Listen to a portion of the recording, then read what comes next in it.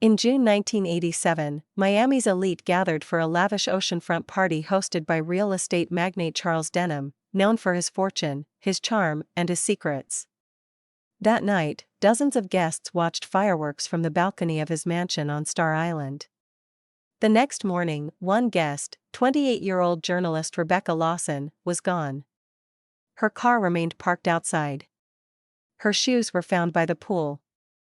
Her press badge lay near the dock, next to a shattered champagne glass.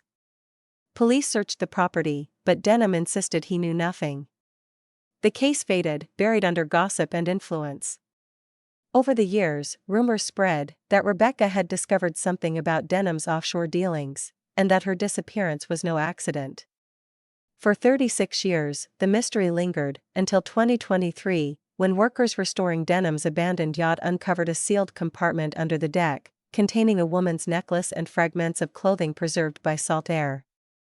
Forensic tests revealed Rebecca's DNA, and beneath the rusted flooring, investigators found traces of blood, and one of Denham's cufflinks, engraved with his initials.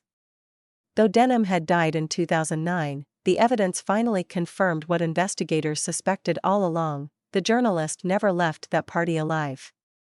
The invitations had been printed on thick pearl cardstock with a faint watermark of a marlin. Rebecca's looked out of place on her kitchen counter, nested between gas bills and a dog-eared paperback with notes in the margins. She had told her editor, Paul Merrick, that Denham's sudden spree of acquisitions didn't add up: vacant lots snapped up through shell companies, beachfront parcels bought by Panamanian trusts with no listed beneficiaries, a construction firm incorporated in Delaware that didn't seem to have equipment or employees. She didn't call it corruption. She called it a pattern. She called it a hand that moved money like chess pieces. She circled 3 names in her notebook: Seafair Holdings, Isla Verde Trust, and R. Delgado. A captain? A broker? She didn't know yet. She carried the notebook into the shower steam some mornings, unable to let it sit for long. That night on Star Island, Charles Denham stood at the top of the steps like a governor on a balcony, bow tie slightly loose, a host who seemed to know every guest's name and favorite drink. The house had been designed to impress: pale limestone floors that stayed cool underfoot, a glass elevator that faced the bay, a guitar signed by Clapton mounted behind the bar. Men in white jackets carried silver trays past women with lacquered hair and diamond cuffs. Past the pool, uplights turned the palm trunks into green columns. Rebecca tucked her hair behind her ear, pressed her press badge against the neckline of her dress, and smiled at one of the waiters, who nodded in that half-conspiratorial way of staff who saw everything. She didn't mingle long. She circled. She listened. Denham's laugh carried like clinking ice, and she stored it away, a color to paint him later. When she reached the dock, she paused. The yacht, Denham's pride, lolled against the pilings, a white thing with a name painted in gold: Caravel. A man with shoulders like a linebacker stood near the gangway. He had the posture of security, not a guest. When he looked toward the mansion, she turned as if admiring the fireworks. She clocked him anyway: close-cropped hair, a thin scar along the jawline. Later, she would write Rains on a napkin and fold it into her bra because her clutch was too small for everything she needed to carry. She caught Denham once on the balcony as the sky erupted. "Mr. Denham," she said. "Rebecca Lawson, Harold." He took her hand as if taking in a stray dog he might keep for a moment. He told her she worked too hard. He told her the story in Miami wasn't money, it was momentum. When she asked about Seafair Holdings, his eyes moved just a fraction to someone beyond her shoulder, then returned with a smile. "Shells are for the beach," he said. The joke was not a joke. She recorded his exact phrasing in her head like a line of scripture. Back near the dock, she found the captain by the name she knew only as initials. "Ray," someone called, and a man with sun-pitted skin and sea-hardened hands looked up from a coil of rope. "You Delgado?" she asked softly. He gauged her press badge and the way she kept her shoes on despite the slick wood. "I run the boat," he said. "And the truth," she said. He smirked. "That runs itself." She opened her clutch, pretended to find a pen, and slipped out a photostat of a land transfer that traced money through a trust to an address that didn't exist. He stared at it too long for a man who didn't know what it was. Behind them, a champagne glass shattered, the pop of the fireworks swallowed the sound. The dock lights flickered as if the bay breathed. What followed became the kind of sequence that witnesses remembered in fragments. A woman in a red dress saw Rebecca by the pool, barefoot, talking with a housekeeper carrying a tray of towels. A city councilman's aide remembered Rebecca's laugh, raucous and incongruent, as if she had found something she hadn't expected to find. Denham's head of security, if that's what he was, moved like a shadow between the cabana and the hedge. The music quieted for an announcement that never came. The fireworks ended. The breeze shifted.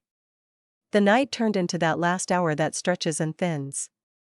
Her car stayed where she had parked it under a banyan tree. Her shoes, white, slingback, more practical than stylish, sat at the pool's lip. Her press badge lay near the dock, face down, the clip bent, next to that shattered champagne flute, whose stem had snapped cleanly at an angle. The police came as the sun browned the edges of the clouds. They fanned across the property with professional politeness, aware of the cameras now pointing at them from the street, aware of the last names present, the law partners and donors and men who had shed their jackets but retained their insulation. Denham used words like distressing and cooperation and assistance. He didn't say her name often. Detectives questioned the staff. The housekeeper, Lila Montoya, stared at her hands and said she hadn't seen the journalist after midnight. The captain, Ray Delgado, said he had slept aboard the caravel to avoid the traffic back to the marina in the morning, and no, he hadn't heard anything out of the ordinary besides the fireworks and the music. The man with the jaw scar, identified as event security, wrote Rains on a clipboard that no one could read without squinting. He told them he saw the journalist leave through the side gate with a photographer in a navy suit, a detail no one else could corroborate. It went into the report anyway. The report grew cold while still warm. In 1987, the Herald ran a photo of Rebecca at a protest 2 years earlier, hair wild, eyes direct. The accompanying column was merciless in the way it honored her tenacity with past tense verbs.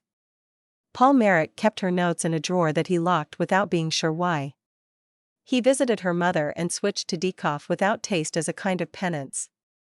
He followed tips for a year, the fisherman who claimed he saw a woman pushed from a launch at midnight, the accountant who drank too much and confessed to ledger disappearances, the maid who had quit because of late deliveries she couldn't name. He assembled the names Rebecca had circled: Seafair Holdings, Isla Verde Trust, R. Delgado. When he knocked at Delgado's apartment, the door opened on a room that smelled like rust and lemons. A map of the Keys hung above a lone chair. There were no photographs. The calendar on the fridge was stuck on July. Decades later, when 2023 brought the work crew to the boatyard where the caravel had sagged in its cradle, men in coveralls grunted over bolts that hadn't moved in years. They pried planks that had fused at the seams and found, beneath a hatch that was not on any schematic, a compartment sealed with a strip of marine epoxy cleaner than anything else aboard. Inside lay a necklace, beads the color of river stones, threaded on a cord that had stiffened with salt, scraps of fabric the color of a gray sky, and, when they lifted the flooring, stains that the eye recognized before the brain did. The lab took swabs. The report came back with Rebecca's DNA. Wedged in the aluminum channel beneath the rusted rib was a cufflink, oval, gold, the initial CD engraved in a font that had gone out of style with a certain kind of club. Detective Ana Morales took the call that morning. She had been on cold cases long enough to know that most were not cold at all, they smoldered. She went to the boatyard and stood with a hand on the hull, as if listening. She didn't have Denham to press. She did have the crew manifest from 1987, a sloppily typed sheet with first names and a few addresses that had become parking lots or pawn shops. She found Lila Montoya in Broward, a grandmother now, her hands more steady than her eyes. "You saw her," Morales said. Lila nodded. She had carried towels to the pool around too. She saw Rebecca there with her shoes off, her feet in the water, her dress hiked a little above her knees, talking to the captain. "I brought them both towels," Lila said. She laughed and said, I might need one for my notebook, too. Lila paused. Mr. Denham looked down from the balcony. He didn't smile. Morales tracked down Ray Delgado in Homestead, where he ran a repair yard with a chain-link fence and a dog that wanted to be fierce but preferred to sleep. He remembered the party with the simplicity of a man who had narrowed his life to things he could fix with a wrench. I put to bed at 1, he said. Lines were good. Wind was light. She came and asked about the engine room earlier. Nobody asks about the engine room. He scratched his cheek. She said she liked to know how things moved. Morales asked him about the hidden compartment. He said he didn't build it. He looked offended at the suggestion that he had epoxied a secret into a hull he had to trust with his own feet. He admitted the caravel had been retrofitted in the fall of '86 at a private yard on the river. Denham's orders, something about storage. Storage for what? Morales asked. He shrugged. Whatever men like him needed to store. The cufflink, with its engraved initials, could have been explained a dozen ways by a defense attorney if there had been anyone left to put on trial. But the DNA under the deck didn't bend to charm. The trace of blood soaked into a channel that nobody had cleaned because nobody knew to clean it. The necklace matched a piece Rebecca wore in a photo taken at a little Havana cafe. The beads in that photo caught the light differently, but they were cousins. The fragments of clothing bore faint traces of swimming pool chemicals mingled with trace diesel. The lab report read like a palimpsest of the night itself. Back in 1987, the night had not ended at the dock.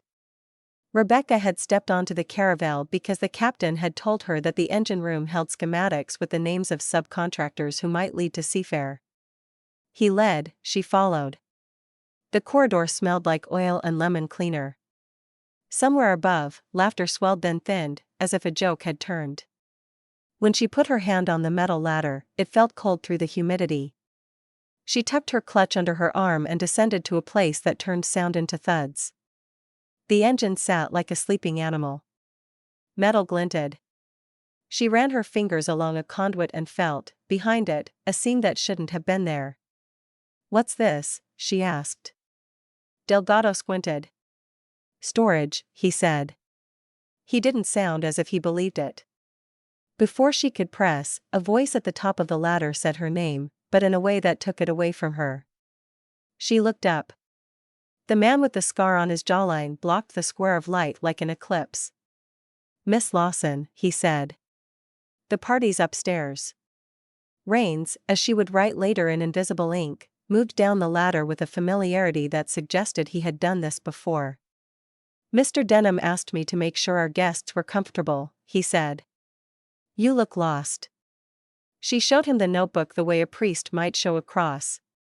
He smiled. We don't allow photography below deck, he said. Insurance. It was a weird line. It stuck. He put his hand on the rail next to her and leaned in just enough for her to smell cologne muted by engine oil. What are you looking for? He asked. Patterns, she said. Above them, a stutter of laughter cut off, as if someone had closed a door. The rest of that sequence never made it into any report because it had been cut into pieces and scattered across the evening, then dried into impressions that didn't always touch. A woman in sequins remembered Rebecca coming up from the dock with wet feet and a towel around her shoulders, grinning like a kid. The housekeeper remembered a towel missing later that she had folded neatly. A deckhand remembered Rains carrying a bag that clinked once, as if a bottle inside had tapped the zipper. The bartender remembered Denham asking for a whiskey he usually kept for judges. A neighbor remembered a small boat passing the breakwater without lights around 3. Years later, in 2023, Detective Morales found the boatyard's invoices from '86, custom storage compartments, cleaned and resealed hatches, reinforced decking. The subcontractor listed had dissolved and reincorporated twice, a shell shedding skins. The signature on the work order belonged to a foreman who had died in 2002, but his daughter kept his notebooks in a box of things she never threw away. In a grease-smeared ledger, there was a note, Caravel, false bilge channel requested. Access under ladder. Client wants clean lines, no tell. Paid in cash. RD present. Morales stared at the initials, not because they matched Denham's but because they did not. RD. The captain. Delgado's denial crumbled under the graphite of a dead man's pencil. She went back to Homestead, set the ledger down between them, and watched Delgado read the line 3 times. He didn't pretend not to understand. He closed his eyes and rubbed the bridge of his nose until it went white. He told me it was for documents, he said at last. Something to keep dry. He said it was his business. He said I'd never have to carry it. He looked older when he opened his eyes. I built the door, he said. I didn't choose what went behind it. Morales didn't say anything. He swallowed. I heard something that night, he said. Not a scream. The lack of one. He looked at the dog sleeping against the chain link. You ever hear fresh epoxy set? It makes this little crackle when it's curing. Like a match going out. He swallowed again. I heard that. Back in 1987, the party ended like they all did. Some left early to get ahead of traffic, some stayed too late and lost their drivers, some fell asleep and woke with salt in their mouth. Denham shook hands until dawn because people like him ran on a fuel that didn't show up on lab tests. He watched, from the balcony, a clean pool, a lit dock, a yacht that looked like a floating promise. He told the police the next day that he hadn't noticed the young journalist leave. He told them he had too many guests to keep track of, and besides, he didn't invite the press, they just came. He wore cufflinks that matched the missing one, oval, gold, a little old-fashioned. He didn't touch his whiskey. Rebecca's notebook never turned up. Her mother kept the paperback from her kitchen counter as if the notes in its margins could be reassembled into something like her. Paul Merrick held on to the words she had said on his voicemail at 11:42 p.m. I have it, Paul. Not all of it, but the shape of it. He knows that I know. That's always how it starts, right? And he played it until the tape stretched. He didn't play the last 10 seconds often because they didn't make sense. A sound like a glass tapping wood. A voice not hers saying something muffled. A small gasp she made when she forgot to perform bravery. The click when the message ended itself. In 2023, as news broke about the yacht's hidden compartment and the cufflink with the initials of Charles Denham, known for his fortune, his charm, and his secrets, Morales stood on Star Island outside the gate of the old mansion, which had changed hands twice and sat wrapped in scaffolding, the stucco stripped to raw patches. She pictured the party that began like a coronation. She pictured the journalist who stepped onto a dock and out of a story until the story seized her. She pictured the sequence of movements that had not announced themselves as a killing because that would have made them easier to stop. She went to the sea wall and looked at the slick green where the bay licked stone. She thought about compartments people built into their lives to hide parts of themselves they didn't think anyone would look for. She thought about a captain who built a door and decided that building was not choosing.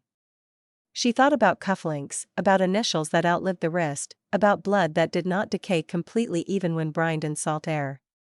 She didn't close the file. She couldn't. A man like Charles Denham had moved money across countries like a child moves shells in the sand. But he hadn't moved that one thing. He had left it under his feet, beneath the deck of his own pride, preserved by the very measures he had taken to keep it from the world.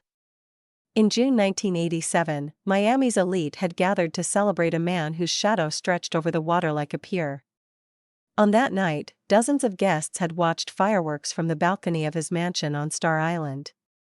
The next morning, one guest, 28-year-old journalist Rebecca Lawson, had been gone. Her car had remained parked outside. Her shoes had been found by the pool.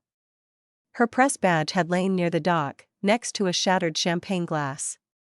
And in 2023, in the bones of his yacht, the story that had tried to harden into myths softened under the touch of facts. Morales found one more name in Rebecca's notes, copied by Paul from memory: Kovacs, rival? Island zoning.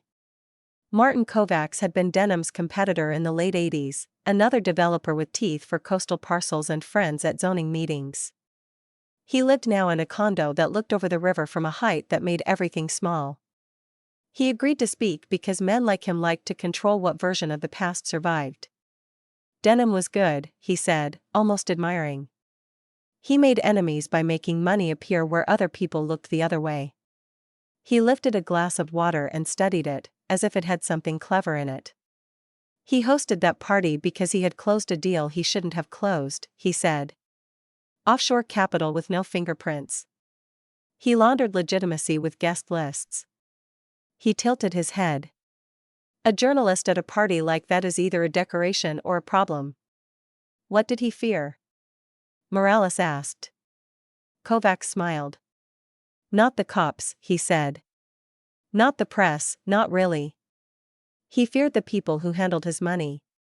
They had ways of balancing accounts. Maybe he feared mirrors. He set down the glass. You think he killed her? He asked, as if the answer mattered to him and also didn't. Morales didn't answer. He shrugged. He didn't get his hands dirty, he said. He had men for that. He didn't have to say the name. The scar on a jawline remained a distinct kind of signature. Rebecca had observed something that night that she hadn't written down yet. It lived in the space between the shattered champagne glass and the press badge and the towel missing from a housekeeper's mental inventory. It lived in the quiet that settles when a story knows it has been seen. The case hadn't just faded under gossip and influence, it had been actively quieted, collected into the compartments of those who believed their lives were better when certain truths stayed nailed shut. The yacht told a different story when someone finally pried its seams. The necklace lay on the evidence table like a small river. The fragments of clothing gave up their fibers. The cufflink shone under fluorescent lights in a way it hadn't even in ballroom chandeliers. The deck channel, once cocked clean, opened like an artery unclogged. The bay breeze still smelled like lemons on some afternoons. The mansion's palms hissed when weather came in. People drove over the causeway and didn't look left because habit held their heads straight. And the story kept growing nerves again as if it had been cut and learned to move anyway. In June 1987, the night had held sway over Star Island. In 2023, daylight had done its work. And in the space between, the voices of people who remembered awkward details, wet feet, an extra towel, a boat without lights, came together like a picture restored one flake at a time. Rebecca Lawson had come to the party of Charles Denham. Known for his fortune, his charm, and his secrets, to find a pattern. She had found it. She had touched it. And for years, the pattern had outlasted her. Now it lay exposed, threaded through a yacht's skeleton and a city's memory, waiting for the next hand to trace it line by line. In June 1987, Miami's elite gathered for a lavish oceanfront party hosted by real estate magnate Charles Denham, known for his fortune, his charm, and his secrets, and that night, while dozens of guests watched fireworks from the balcony of his mansion on Star Island, the next morning one guest, 28-year-old journalist Rebecca Lawson, was gone, and that drumbeat never stopped in the heads of those who had really looked. Detective Ana Morales began to pull at threads that had frayed but never broken. She visited the boatyard office where the caravel's maintenance files lived in warped binders that left gray dust on her fingers. Between invoices and fuel logs, she found a thin, misfiled envelope labeled Photography, Events. The paper smelled like mildew and film. Inside, there were contact sheets from a party photographer Denham had hired that summer, a man who preferred to keep his negatives and turn in proofs, the sort of vendor rich men tolerated because he had an eye they liked. Morales laid the contact sheets across a sunlit table and ran a magnifier over each frame. She saw the balcony glitter, the pool cut into the limestone like a coin, the dock lamps making a runway of light. And there, small, at the edge of a frame, Rebecca near the gangway, her head turned toward the yacht, her shoes still on. In the next sequence, taken perhaps 15 minutes later, Rebecca stood at the pool's edge barefoot, one hand on a towel, her press badge clipped on, talking to a man whose face had been caught in the lens at a bad angle. The jaw scar was a clean diagonal. Raines didn't look at her, he looked past her, toward the dock. Behind them, a cluster of men laughed too hard. Morales tracked down the photographer in Little River, where he ran a studio that mostly shot quinceañeras and weddings now. He remembered that party because he had been told not to shoot the dock, no silhouettes, no yacht romance, as Denham's aide put it, which only made him shoot the dock more. He handed Morales a yellowed receipt and a plastic sleeve of frames he had never sold because nobody asked for them. Too dark, he apologized, as if darkness was his fault. In one, a figure carried a bag down the gangway, in another, a towel hung from the rail as if someone had left in a hurry, in a third, Denham stood on the balcony with his cuffs bare, no flash of gold at the wrist on one arm, his smile a tight shape that suggested strain instead of ease. Details like that did not convict anyone, Morales knew. They created a contour that the hard edges of physical evidence could snap into. She took a drive to Key Biscayne to meet Lila Montoya's cousin, who had worked housekeeping at the mansion for a single season, summer of '87, then left after what she called the week of bleach. She described it in a low, embarrassed voice, as if ashamed that houses could disclose themselves that way. "We cleaned like always," she said, "but then Mr. Denham's man told us to clean the dock rails and the steps with bleach water. We never cleaned the dock steps with bleach. That's for kitchens, bathrooms, you know." He brought the bottle himself from the storage closet and he watched us scrub. She remembered one more thing, a towel from the monogrammed pool set that never returned to the shelf. She wrote it off as a guest souvenir, but the count had been short by one until the night the laundry logs simply changed baselines. In a later inventory, Morales saw the same thing, totals redefined, absence turned into accounting. In June 1987, the pool glowed blue in photographs that refused to remember the humid heat. In June 1987, on Star Island, the party felt like a coronation. The next morning, Rebecca Lawson's car still waited under the banyan tree, her shoes at the pool, her press badge near the dock, the champagne stem snapped clean. In 2023, the yacht's false bilge had offered up Rebecca's DNA and a cufflink engraved with CD. And for Detective Morales, the case changed from a story to a mechanism. Mechanisms could be rebuilt. She began to reconstruct hours. She triangulated statements with staff punch-ins. She plotted tides.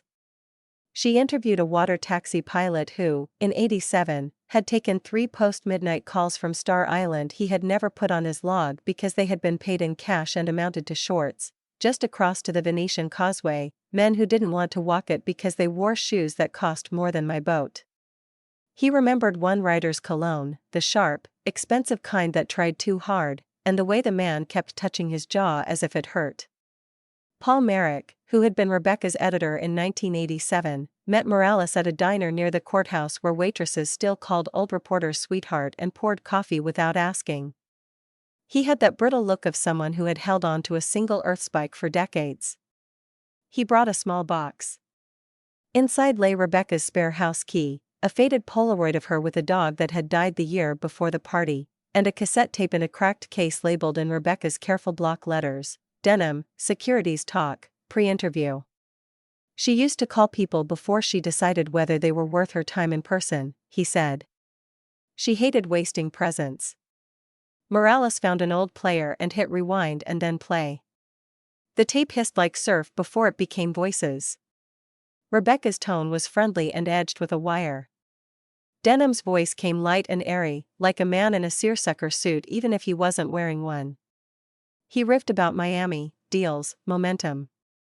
He talked about the Caravel as if it were a talisman. He joked about shells belonging on the beach.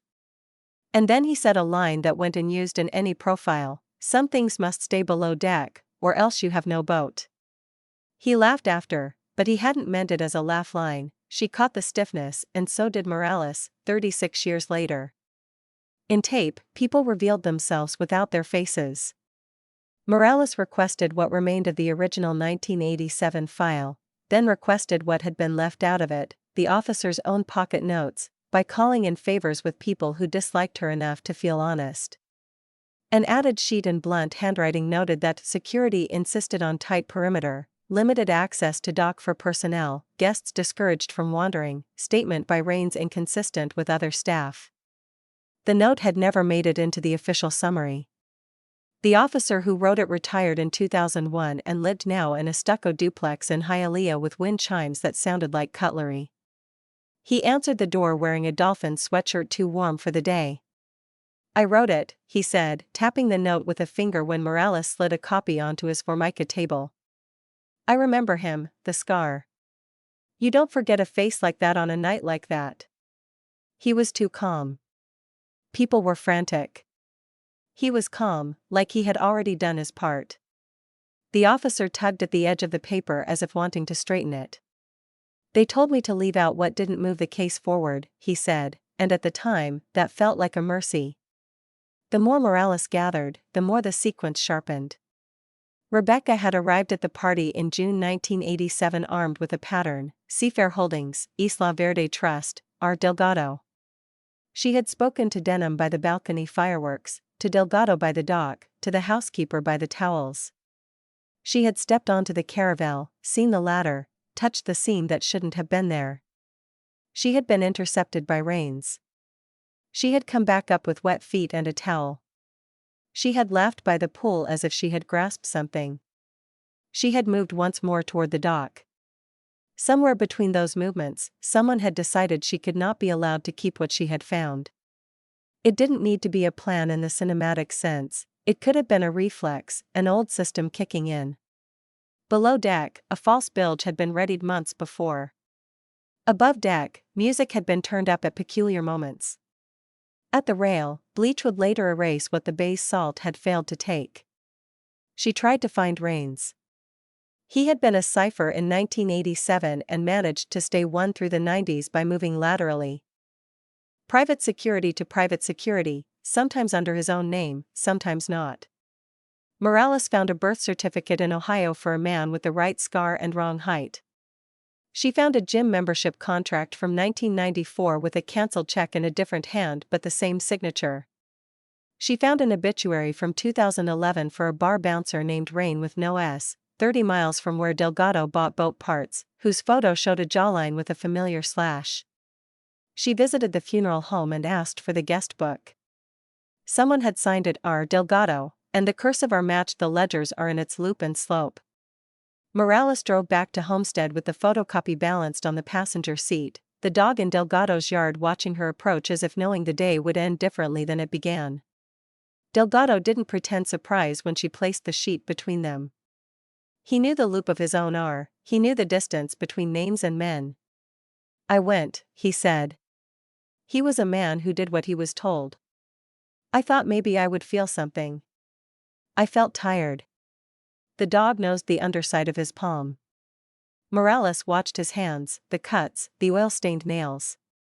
"Did he do it?" she asked, not as a trap, but to puncture the air. Delgado kept his eyes on the dog. "He did what he was told," he said again. "By who?" Morales asked. He looked at her then, the sun finding the water lines in his irises. "You think I don't know what you want me to say," he said. "The man upstairs. The man with initials on his cuffs, the man with a laugh that didn't reach his eyes. But he died in 2009 and somehow that made everybody else quiet in their hearts." He took a breath that hitched. "The boat is still the boat," he said softly. "The compartment was still the compartment." In June 1987, a photographer had been told not to shoot the dock. In June 1987, a towel had gone missing. In June 1987 on Star Island, the next morning, Rebecca Lawson had been gone. In 2023, the yacht yielded Rebecca's DNA and a cufflink engraved CD, and now the contact sheets gave Morales a timeline spine she could hang statements on. She brought the evidence to an assistant state attorney who had started his career reading about Denham in law school and secretly admired men who turned cities into chessboards. He listened with his jaw set, like a man resisting an old romance. "Nobody to put in a witness box," he said at last. "Nobody breathing. But families deserve a finding, if not a trial." Morales said nothing. He weighed the cufflink in his palm a second too long. "We can file to amend the manner of death to homicide," he said. "We can write an affidavit with names, Denham, Delgado, Rains, without calling it a resolution." It wasn't enough. It was something. Paul Merrick attended the brief, grim press conference out of duty and a habit he had not shaken, to be in rooms where facts were arranged into sentences. Cameras panned to the faded photo of Rebecca Lawson, 28, the journalist who had driven to Star Island in June 1987 and never driven away, whose car remained parked under a banyan tree, whose shoes were found by the pool, whose press badge lay near a shattered champagne glass, whose trace lay under a yacht's false deck in a sealed compartment. Morales spoke plainly. She did not embellish. She did not try to wring justice from dead men. When asked if she believed Charles Denham knew, she said, he controlled his boats, which made the room go quiet in a way no direct accusation could have achieved. After the microphones were folded and the television vans rolled away, a woman approached Morales with hesitant steps. She introduced herself as Elena Vieira, once a server at the party, now a care worker. She had watched the broadcast and recognized the detective's stubbornness. I didn't know who to tell then, she said, and after, it was late, and then it was later. She described carrying a tray of flutes down the path to the dock at around 1:30 because someone had requested privacy, bubbles. She had stopped by the Palm to check her shoes. I heard a splash, she said. Not a person, not big. The sound of something being dropped careful and still making noise. Then I heard a voice say, "It's fine. It's fine." A man's voice. Not the owner. Different. She had stood there holding the tray, listening to her own breath. When she turned, she saw the housekeeper with towels tucked under her elbow, walking fast. In the morning, her manager told her to stay off the dock. He said, "The dock is closed for maintenance," she recalled. The dock didn't look sick to me. Morales wrote it all down in the steadied handwriting of someone who understood that truth could be as fragile as salt thread. She added Elena's note to the living file, then drove back to the Star Island Causeway and sat in her car with the windows cracked, smelling the brackish mix of bay and exhaust. She imagined the false bilge being sealed, the epoxy smoothing, the cure's minute crackle. She imagined a gold cufflink knocked loose in the quiet clatter of a rushed job, falling into a channel where, years later, it gleamed like a sin that refused to tarnish. She imagined Rebecca's last clear thought, not fear but fury that a pattern she had traced would be buried shut. The anger steadied Morales in a way that sorrow did not. In Rebecca's mother's living room, a plant bent toward the light as if listening. Morales sat on a sofa that had been reupholstered twice in the same fabric, the kind of loyalty mothers practiced to their own past. Rebecca's mother touched the necklace on the evidence photo, the riverstone beads that had lain under the caravel's deck for decades, and closed her eyes. She wore it when she needed luck, she said. Not that she believed in luck. She believed in work. But she knew luck liked to be invited. She looked up. Did he ever say her name? She asked. She meant Denham. Morales could not answer the way the mother wanted, and so she answered in the way she could. He said the name of his boat a lot, she said. Men like that think the things they name will say their names back. The mansion on Star Island changed hands again while scaffolding still clung to it, and the new owners planned to erase its angles and replace them with clean planes of glass. A backhoe lifted limestone pavers like teeth. Workers jackhammered the dock steps until the sound stitched itself into the afternoon. On the day the rail came off, a worker called the number that Morales had left with the foreman for anything strange. The worker had found, stuffed where the rail met a post, a sliver of cloth turned hard by time and salt. He would have thrown it out if not for the detective's card in his wallet acting like a small weight. The lab confirmed what Ritual already knew, the fibers matched the other fragments. It did not change jurisdiction, or charge anyone, or animate the dead. It filled another gap so the story no longer limped. In the newsroom where Paul Merrick had once edited Rebecca Lawson's copy, a new generation clicked, scheduled, posted. He came in sometimes, claiming he was there to file forms, but mostly he came to sit at the edge of the hum and listen. He opened his old drawer with the key he had kept even after the cabinet had been moved twice. Inside, among paper clips and lint, lay a napkin with reins. Written in Rebecca's hand, the ink a little blurred where steam from some late-night coffee had found it. He smoothed the napkin and slid it back. He knew endings, he had written hundreds. He knew when to stop a paragraph. This was not that kind of story. In June 1987, Miami's elite had stood on a balcony and watched fireworks punch color into salt air. In the morning, a journalist's car still sat under a banyan tree, her shoes weighted by a pool, her press badge rested near a ruptured champagne stem, and decades later, a yacht coughed up a necklace, a smear of blood, and a cufflink engraved with CD, and now the city, older, busier, more glazed, held those facts like a tongue touches a scar. At night, Morales sometimes drove the MacArthur Causeway and turned down the volume when the radio began to speak. She watched the water and the lights that lay across it like jewelry. She thought about compartments, the ones people built into boats, and into lives, the ones that clicked shut with epoxy or habit. She thought about Rebecca Lawson at 28.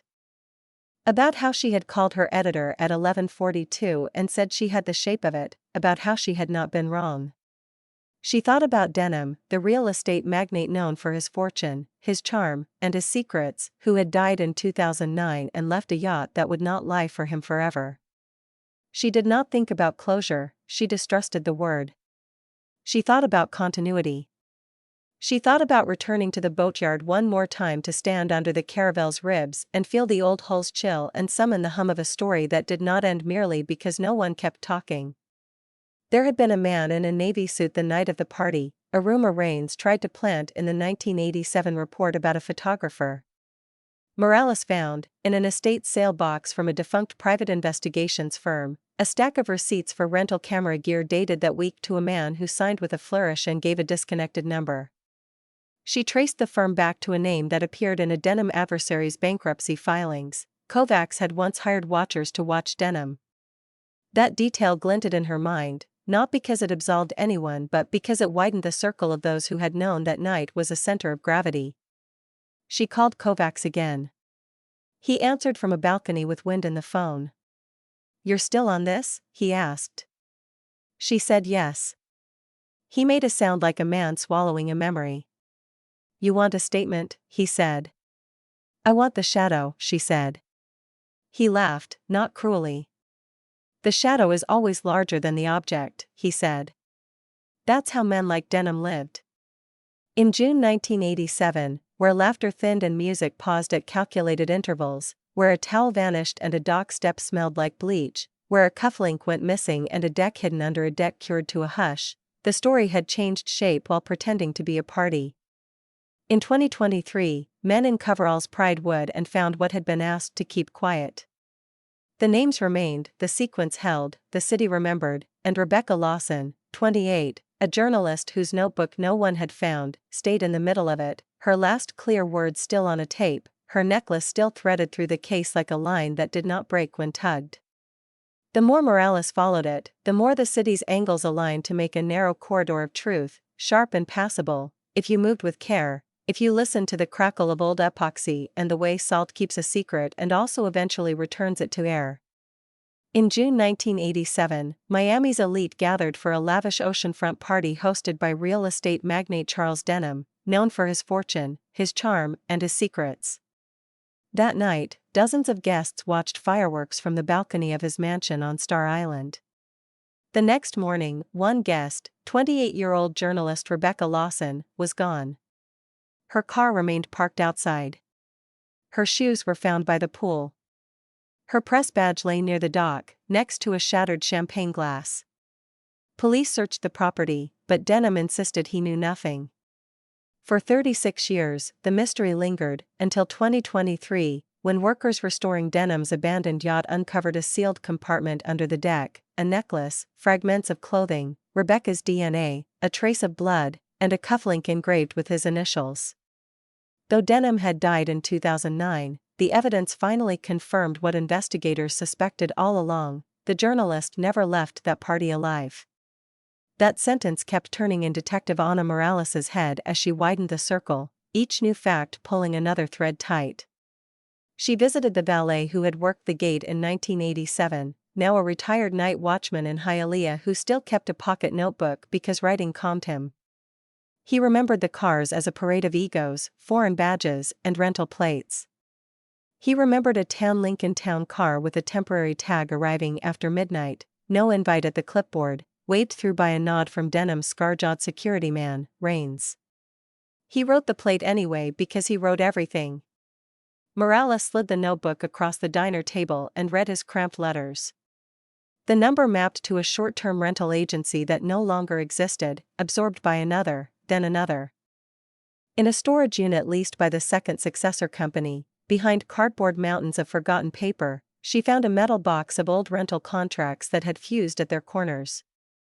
A folder dated the week of the party held a contract paid in cash by a man using an ID that traced to a dead Maryland contractor who, according to Social Security records, had never left Baltimore.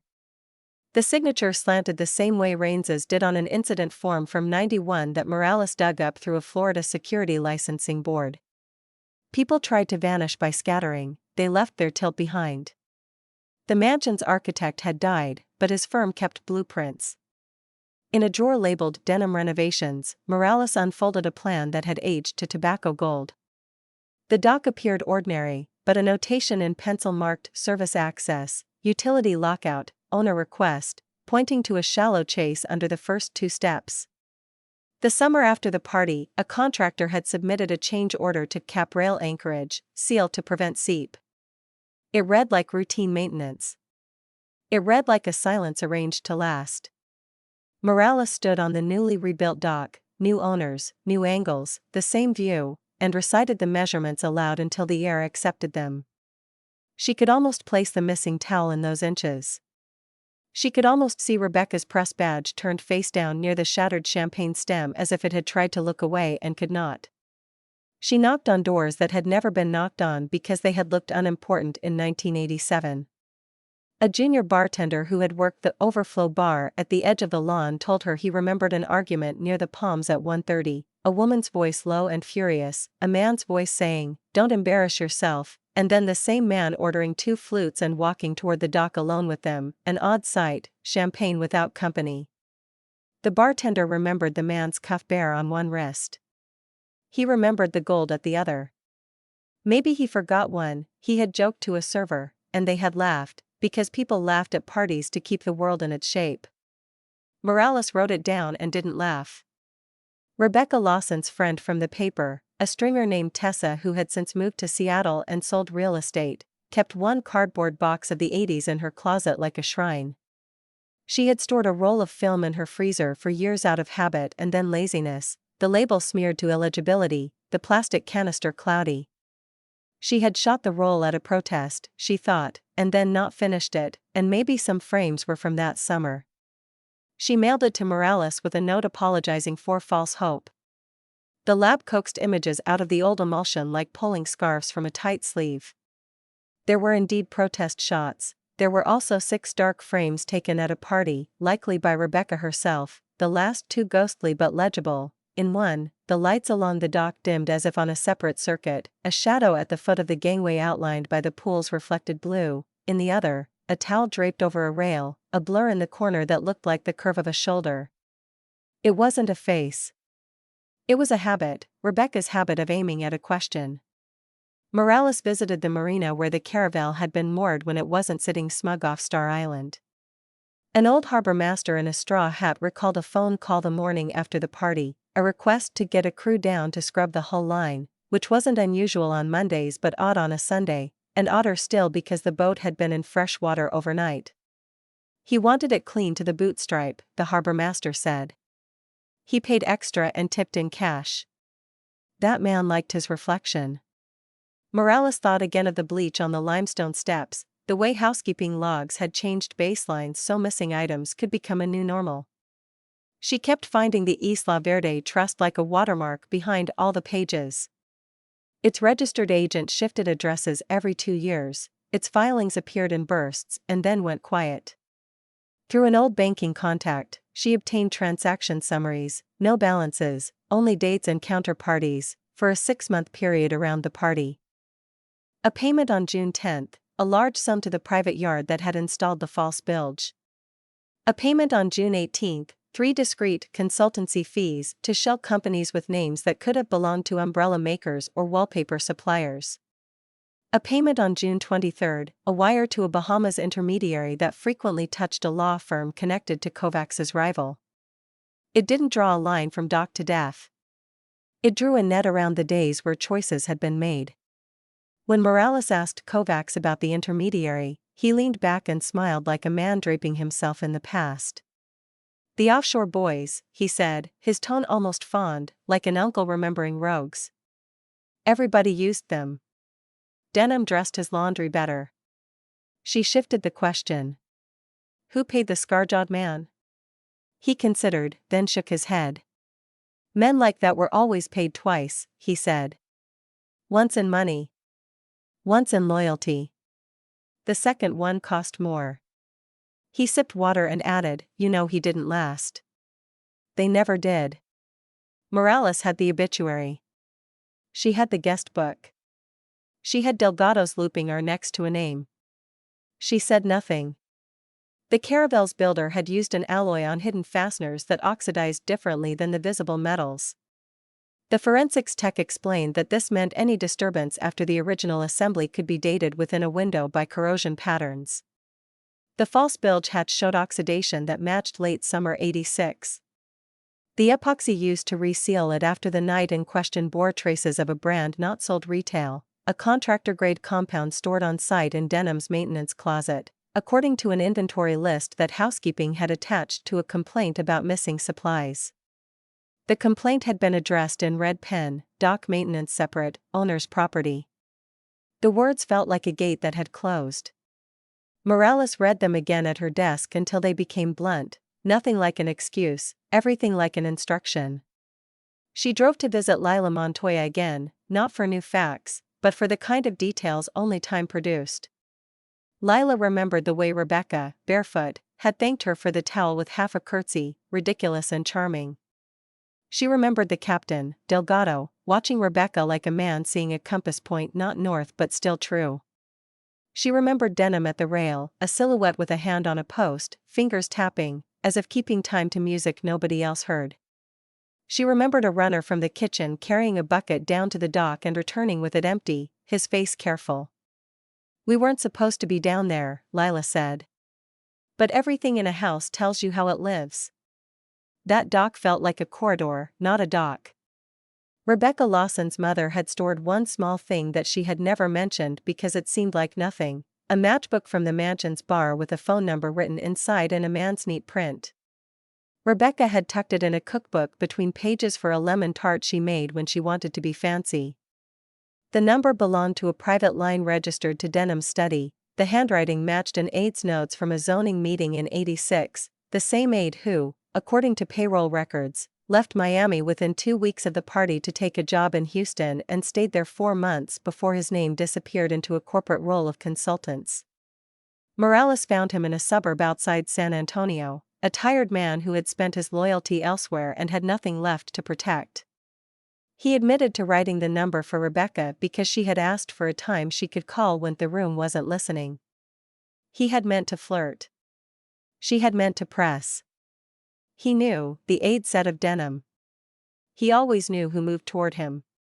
The aide remembered one more detail that had slept even in his own head. Denham kept a small radio tuned to the Marina channel when the caravel was out, a habit that let him listen to the boat like some men listen to games. On the night of the party, just after 1, the radio in the study had crackled, 3 short transmissions, unlogged, someone testing. "It sounded like when men check a mic for a speech," he said. Except there was no speech. Morales did not conjure drama where it didn't belong.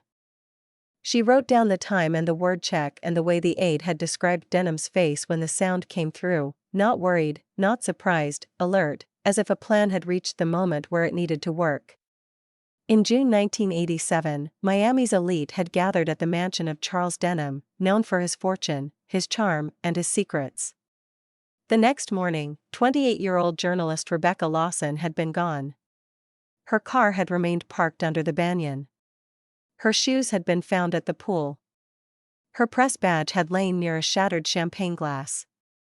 In 2023, the caravel had offered up a sealed compartment, Rebecca's necklace, fragments of clothing preserved by salt air, her DNA, traces of blood, and a cufflink engraved CD. The story did not end there, it kept acquiring musculature and nerve. Morales found an old customs official, since retired, who had handled inspections of luxury vessels at private slips in the late 80s. He remembered the caravel because the crew carried manifests printed on expensive paper, a tale she never forgot. He was careful, the official said of Denham. Careful leaves fewer mistakes, not none. On June 21, the caravel had filed an overnight departure to test systems, then returned before sunrise with the manifest unaltered, which meant nothing on paper and everything in practice. Nobody tests systems at 2 a.m. after a party, the official said. They test alibis. Morales drove the causeway at dusk and let the orange wash of sky lower the city's angles. She replayed Rebecca's last message to Paul Merrick, "I have it, Paul. Not all of it, but the shape of it. He knows that I know," and thought about shapes, the shape of a dock, the shape of a false bilge, the shape of a night that tilted.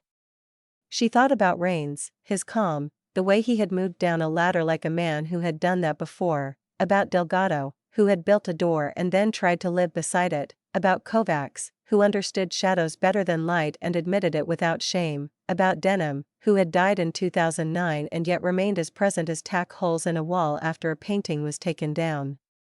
She drove past the mansion site where a new glass box rose, and she watched a crane lift a beam into a sky that had learned all the old names and kept them anyway. In a filing cabinet deep in a county building, she found an anonymous letter dated 1988, never logged, slipped between public comments on a zoning hearing where Denham had sought a setback variance. The letter said only, "Ask the captain about the morning deliveries. Ask about towels. Ask about the radio." It had been thrown in with civic complaints about sidewalks and garbage pickup, and then it had become part of history's dust. She photocopied it and set it next to Rebecca's napkin with Rains. And the ledger note with RD and the cufflink photo and the contact sheet and the matchbook and the tape transcript and the bleach complaint and the boatyard invoice and the custom epoxy brand and the radio check time and the valet's notebook and the harbor master's Sunday scrub and Elena's splash and the bartender's odd champagne and the AIDS number. The pile did not weigh much. It made gravity anyway. In June 1987, the house had glowed until the palms made their own shadows. In 2023, the yacht had given up what it could. In between, Miami had turned, and people had aged, and the city had built planes of glass over places where limestone once held the heat. Detective Ana Morales moved through it with the story in her hands, not as a weapon, not as a relic, but as a map that refused to let her think water was land. She knew she would never get to ask Denham a question he could duck. She knew she would never put Rains on a stand he could size up and try to bully. She knew Delgado's eyes would always hold that line between a builder's pride and a witness's guilt. She knew Rebecca Lawson, 28, reporter, barefoot by a pool with a towel and a laugh and a headline forming, had walked toward the dock because some stories did not let you do anything else and still be yourself. Night pressed in and let the bay make its small noises. On the far side of the water, a light flicked on in an upper window and then off again. The kind of meaningless signal cities performed. Morales stayed, listening for the faintest echo of old epoxy curing, the whisper of a radio check, the clink of a cufflink against aluminum where it had fallen and waited, the little hush of a laugh swallowed by a corridor that shouldn't have existed. She recorded none of that in a report because reports required verbs and dates. She carried it forward anyway, the way a good detective carried what didn't fit yet and knew that someday it might, or else it might simply remain, a truth that no longer needed permission to take up space.